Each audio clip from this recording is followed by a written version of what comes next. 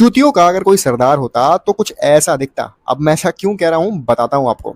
देखिए 2 ही दिन पहले लग रहा था कि ईरान और अमेरिका में डील होने वाली है और अब ये वॉर खत्म हो जाएगा, लेकिन होता है बिल्कुल उल्टा। चलिए मैं पूरी न्यूज को बताता हूं। देखिए secretary of state Marco Rubio ने कुछ ही दिन पहले कहा था कि ईरान न्यूक्लियर डील में प्रोग्रेस हो रही है, लेकिन अब प्रेसिडेंट ट्रंप ने नया कंडीशन सामने रख दिया है ईरान के।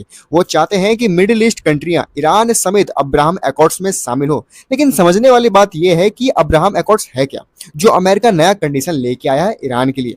देखिए 2020 में ट्रंप के पहले टर्म के दौरान अमेरिका ने कुछ मुस्लिम मेजोरिटी देश और इजराइल के बीच एक डिप्लोमेटिक डील करवाई थी। इसी डील का नाम था अब्राहम अकॉर्ड्स। इसके बाद कुछ अरब कंट्रियां ने इजराइल के साथ ऑफिशियली रिलेशन को नॉर्मलाइज किया था। पर असली डिबेट यहीं से शुरू होती है। क्या ये पीस इनिशिएटिव था या मिडिल ईस्ट में अमेरिका और इजराइल का स्ट्रेटेजिक इन्फ्लुएंस बढ़ाने का प्लान? ये आप कमेंट में जरूर बताना। चलिए आगे बढ़ते हैं। अब पहले इस डील में यूएई और बहरीन ने साइन किया, फिर मोरक्को, सूडान और कजाकिस्तान भी शामिल हुए। अब देखिए ट्रंप ने ट्रूथ सोशल पे एक लंबी पोस्ट लिखी है। उन्होंने बताया कि Saudi Arab, UAE, Qatar, Pakistan, Turkey, Egypt, Jordan और बहरीन के लीडर से सीधी बात की है और उनका कहना है कि अमेरिका इस सिचुएशन को हैंडल करने में इतना कुछ लगाया है, इसलिए इन सभी देशों को अब्राहम अकॉर्ड्स में शामिल होना अब कंपलसरी होना चाहिए और सबको एक साथ साइन करना चाहिए।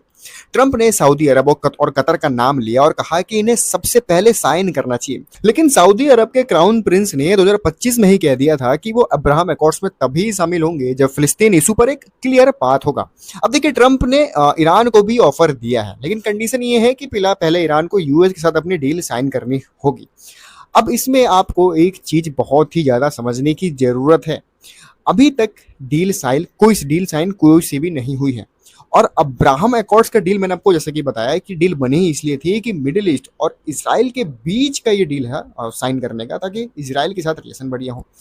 अब ईरान कभी नहीं चाहेगा कि इजराइल के साथ उसका रिलेशन बढ़िया हो, मतलब पॉजिटिव नैरेटिव के साथ हो उसका रिलेशन।